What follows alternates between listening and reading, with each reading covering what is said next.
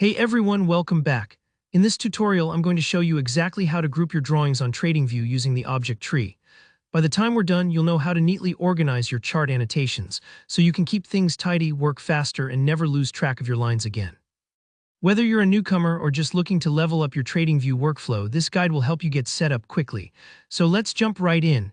First things first, open up TradingView on your browser. If you haven't used it before, TradingView is a really popular charting platform for analyzing markets, making notes, and drawing on price charts. Once you're in, take a look at the very top of your screen. You'll see a menu bar with several options. Click where it says Products.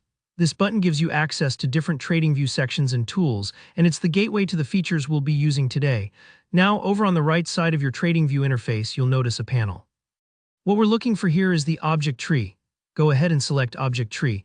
If you've never used it before, think of the object tree as your personal filing cabinet for every drawing, note, or shape you've placed on your chart.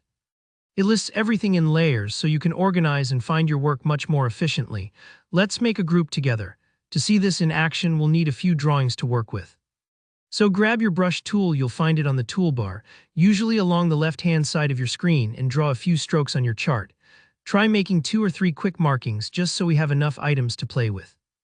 Imagine you were marking zones, highlighting trends, or just doodling annotations. The process is exactly the same.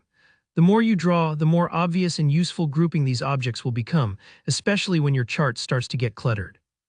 Once you've drawn your shapes, head back to the Object Tree panel. You should now see each of your drawings listed there. Select one of the objects, just a simple click on its name is all it takes.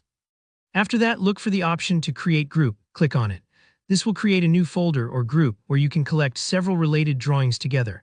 It's kind of like making a labeled folder on your computer desktop so your files don't get scattered all over the place. Now here's a really helpful tip. If you want to add more drawings to this group, all you have to do is drag and drop their names right into your new group folder within the object tree. Just grab each item and slide it down into the group. It's super intuitive and very similar to how you'd organize files into folders anywhere else. This makes it so much easier to hide, show, or lock a whole set of drawings at once, instead of dealing with each one separately. And don't forget, you can also rename your group to something meaningful. Just right-click, select Rename, and type in whatever label makes sense. For example, you might call it Support Levels or April Trend Lines. Trust me, if you label your groups well, you'll save time on future analysis and avoid confusion. That's really all there is to it. See, creating and managing groups in the object tree is simple but so powerful for keeping your charts organized. If any part of this felt tricky, don't worry, it gets easier the more you use it. If you found this tutorial helpful, please give it a thumbs up, and let me know in the comments if you have any questions or if there's another TradingView feature you'd like to learn about.